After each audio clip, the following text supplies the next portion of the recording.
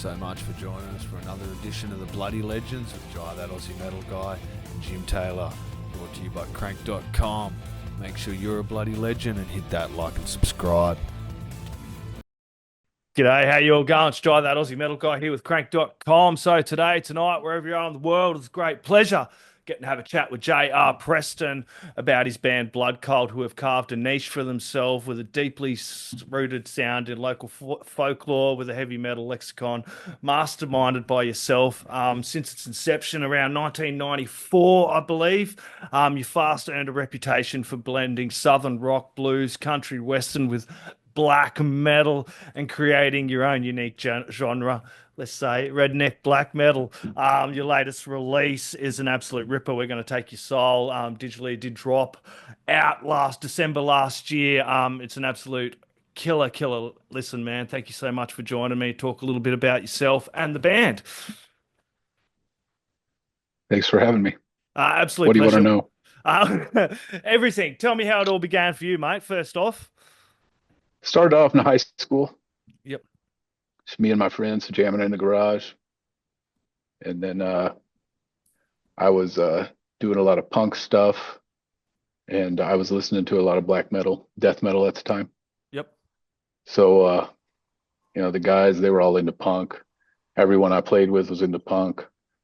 And over time, it kind of just melded into mixing country with black metal. And we started mixing southern rock with black metal. And from there, we did a whole string of demos. Lineups changed a couple times. Guys went to jail, guys just quit, been through a lot of musicians, but we got signed, put out our first real record in 2004. Yep. So it was a real long journey to get to that point. And Jim, you've just got in time. We were just talking about kind of how this all began there, for JR and Blood Cult as well. Outstanding. Very cool. Sorry about that, gentlemen. That's Technical. right. So the sound there, JR, as you were saying, kind of it does have that really unique sound. What are some of the the people that have kind of influenced and inspired you and kind of go down this route as well, the beginning there when you first got into it all? I was always into the Ramones, Kiss, George Jones, Hank Williams Jr., David Allan Coe, Merle Haggard, all that kind of stuff. I grew up a country boy, but I was really on the dark side of country. So, we rolled with Chuck Berry and stuff like that, a lot of blues. And, but probably growing up, it would have been Kiss and Merciful Fate were probably my two favorite ones. Yeah. I definitely picked that Merciful Fate kind of sound, the King Diamond kind of, I could pick that. Definitely, that was one of the influences I picked out. But also, as you mentioned, all those old school rockers as well, which is amazing. And then mixing in that black metal, I was absolutely sold. What was it like doing that first kind of real professional release back in 2004? I think it was the Goat Riders in the Sky one, was it? The EP? No, that was, I'd still consider that a demo. It was We Who Walk You Behind the walk Rose. behind the I think rose. Yep. yeah, it came out in 2005, so we recorded it in 2004. Yeah. But that was a really cool experience. We got to go to a real professional studio for the first time for the band. I had been in studios for a while because I played country and rock. So studio work was something that came natural to me, but for the guys in the band, it was really cool, and to have a contract and everything, that was really cool. We got to try out a lot of ideas, like adding honky tonk piano and a little bit of slide guitar and wood block and cowbell and stuff. You don't really add those to black metal. In fact, when the record got delivered to the label, he said, "You guys got to remove this piano and this guitar, and what are you doing? It's supposed to be black metal." And I told him what he could do, with himself, and went from there. Kept going in the same style. So that's what we liked. And it made you unique. I mean, why would you? I'd be like, who else is using, you know, country instruments on a very heavy record? No one. Yeah, And yeah, no one. I'd be like, go nuts, man. Let's do a bagpipe, let's get exploratory. I'd be all for that. I think that's big respect to you, sir. And it's like, no, I think we're gonna keep doing what we're doing here, you know. Two things they wanted me to do: stop fooling around with rock music, blues, and country, and also put makeup on. Oh, But I think it would have been a different gig. exactly. And 20 years ago, people like yourself were kind of pioneering this shift in music where it just doesn't have to be a black metal album. You can mix in other influences like, the southern rock, the blues, the country stuff with the black metal bands and people like yourself 20 years ago were pioneering it. And now you're seeing lots of bands doing it these days, mixing in these different influences and not just being yeah. a stock standard heavy metal, where it comes out, so blah, blah, blah, blah. It's also mixing in other different influences. You hear bands like Big Electric Callboy, they do, for example, like this real poppy stuff, and then they mix in the deathcore, and then all sorts of other bands that are doing this now, which is kind of really good to see. But at the time, you probably didn't realize, man, I'm making a stand and pushing out, this kind of music. No, we didn't really know what we were doing. We just knew that we liked it. Yep. It's all that matters. We It's all that yeah, matters. just cut. We're country boys, listen to a lot of rock, and we also listen Yeah. to a ton of second wave black metal, what's called second wave now. But like my band wasn't heavy into Merciful Fate or anything. They were into Dark Throne and Emperor and all that kind of stuff. So yeah, it's Wow. just and I love those bands too. So it's just a Mhm. huge mishmash of everything. Yeah, and like Merciful Fate also had those really killer rock licks and stuff into it as well, if you actually listened Yeah, into it too. So, yeah, and then your new album, We're Going to Take Your Soul, draws heavily from the 80s and 90s and the Satanic Panic kind of thing that was going on. How did this yeah. cultural phenomenon influence kind of the album's themes and narratives for you? That the whole Satanic Panic thing that we went through in America in the 80s and 90s, it influenced our whole lives. Like every musician I played with outside of country was influenced big time by all the bands that we were told were too satanic, and yeah, this one's about murder and evil and you can't listen to that, all that kind of stuff. Man, we were so into that shit, and it was because they were, I know it was because they were telling us not to be into it, but Right. it was like a reverse effect. I don't know what they were doing, but You wanted it more. I went through very similar. Thank God my parents were very supportive of me and heavy music. But it was funny. I went to very religious schools, and yeah, this was taboo. You don't look at this. My friend got suspended. Actually, he's God bless him. He's ended up being on a nuclear sub.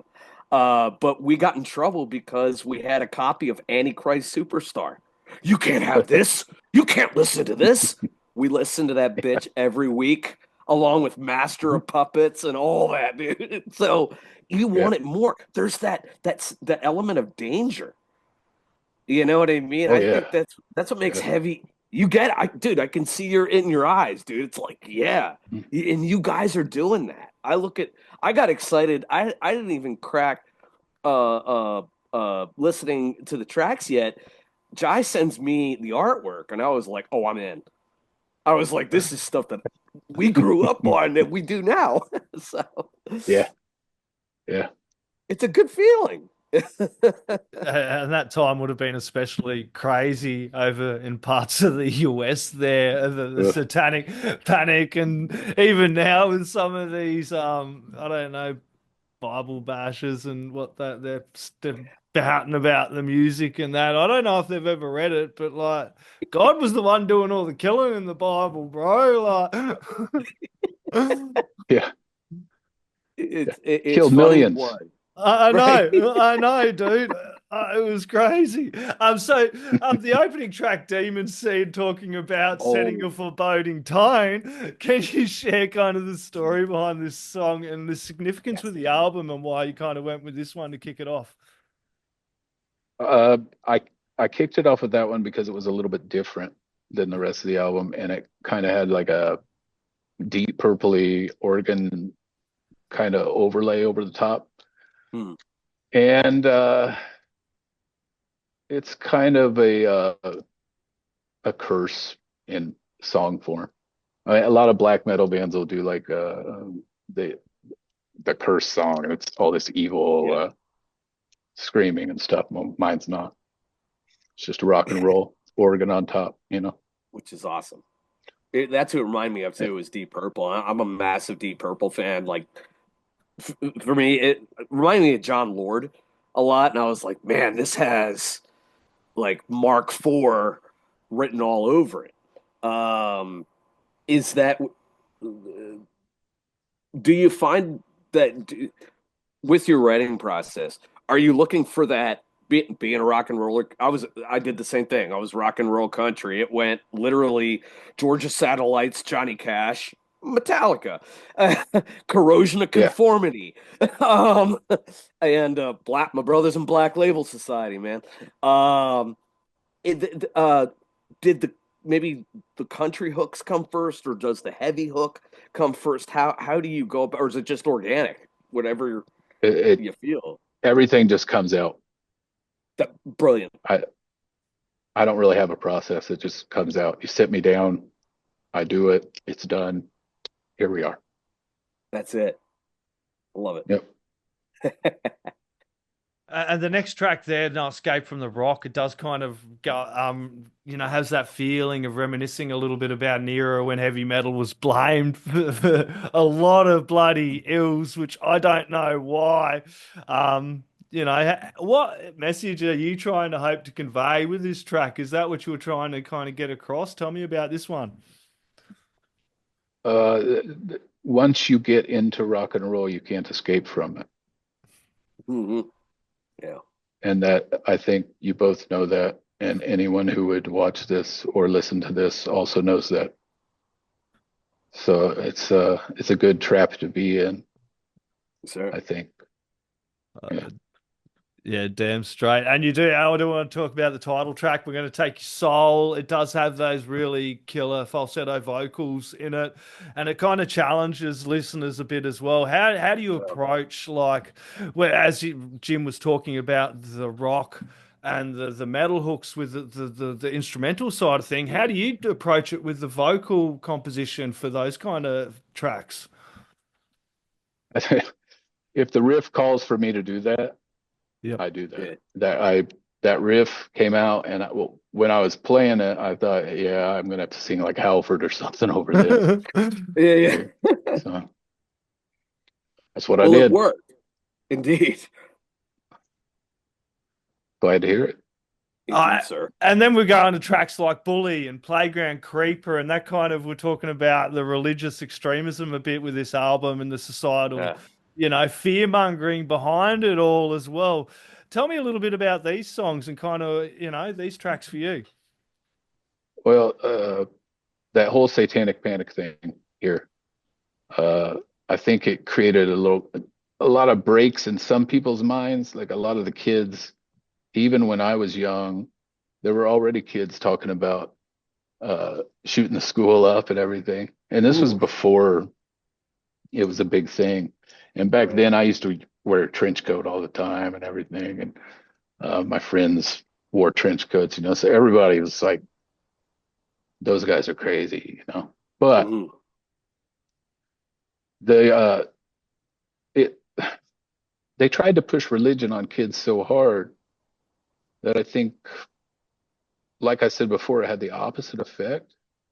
Mm, But some of these kids got so messed up in that stuff of not being able to separate the satanic part of the music with life. So instead of looking at music as music, they took it all the way to life, like where I can't remember if it was Marilyn Manson or whoever it was that supposedly influenced the Columbine kids and the rest of those these kids that do horrible things.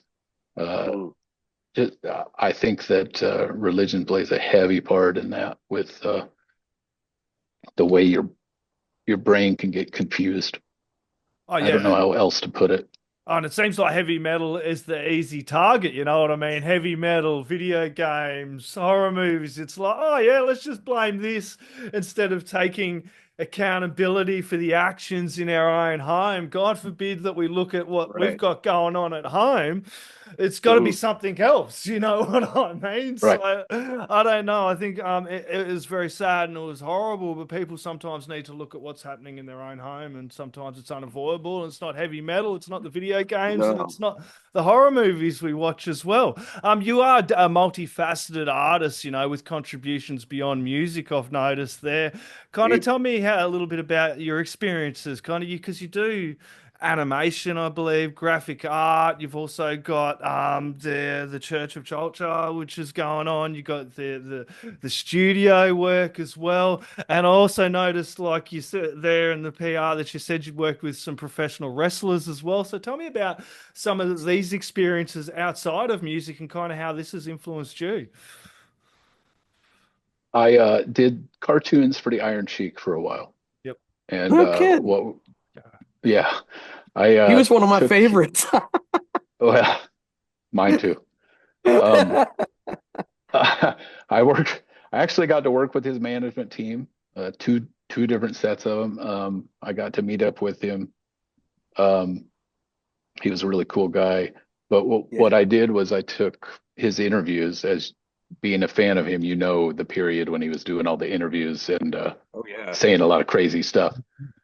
Uh, stuff you can't say. But we took that and made the audio so it would sound because I wanted him to be like a child type character, like a little version of him. Yeah. So we took his interviews and made it high pitched, and then I kind of drew him like as a really short guy, and he'd be interacting with the wrestlers. I thought that was kind of a funny angle. Coming from the Yeah. '80s, watching cartoons, there was always a short, funny guy, and then everybody else was up here. But like Heathcliff, and I mean even Oh Popeye was yeah. short.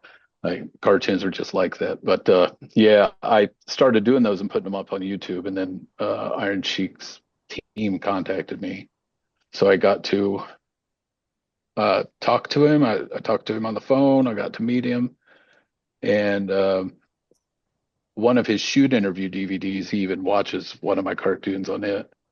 So that was really cool. Yeah. Yeah, and I did a cartoon for New Jack too. Um, Oh wow. if you Yeah, remember I him, yeah. remember New I Jack, mate. I'm a massive yeah. nerd, dork, heavy metal, video games, wrestling. That was kind of my world, you know. Yeah, I was mine too. legit scared of guys like him because he was the real deal. He had all that scarring from bleeding and stuff like that. And I ECW was stuff. like, this guy's this guy's for real. And Oh, that's pretty cool that you yeah. got to work He with was these for. guys. That's the only time I have been in contact with many people in inside metal and wrestling for a few decades.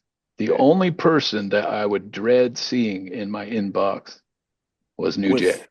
yeah.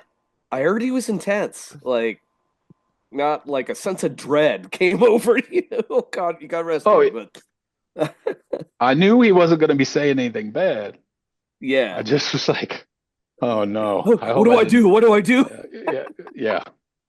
You don't know how to answer, do you, Jack? That's just no matter what he asked you or said to you, you did not know what to say back. Right. It Right. was rough, but he was cool, No doubt. cool dude. One of the truths. Yeah, Yeah, absolutely. yeah, I wish I still had. I used to have the wrestling. Did you guys have the figures, the rubber like figures? yeah. I had two in my life. I had Hulk Hogan and I had the Iron Sheik. And that was the only two I had. And I wish I still had him because he always got me. And I'm sorry, Jai, and I have to say it, but the Bushwhackers were one of my favorites of all time. I know, dude. Don't worry. I even I was watching some old stuff with like Mosh and Thrasher and that the other day as well. Yeah, dude. Like, yeah, I've kind of gone in that wormhole since it's gone over to a certain place as well. Tell me a little bit How did we about Yeah. get away? Yeah, yeah, sorry. tell me a little bit about your work there that you do with the Church of Cholchar. Is that like an occult Yeah. research collective? Like, tell me about that because that really piqued my interest on the other side of things Same. as well. It kind of feels like it's all kind of connected a bit too. It is all connected. Um, we started doing research with Ouija boards when I was very young, Mm. and people always say it's Ouija, but we said Ouija board when I was a kid. So yeah.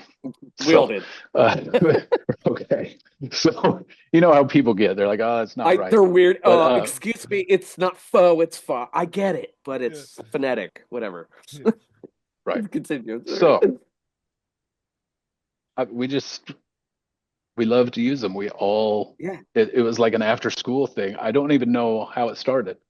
We Huh. just all would party, and it wasn't like big parties. These are 14-year-old kids, you're just hanging out at the house that the parents aren't at. So you bring the Ouija board, and I was usually the guy to bring it. I didn't want to spark any of that stuff. I was so evil, but yeah, we started out trying to contact famous people, of course, and it just spiraled out of control until we were really getting into some.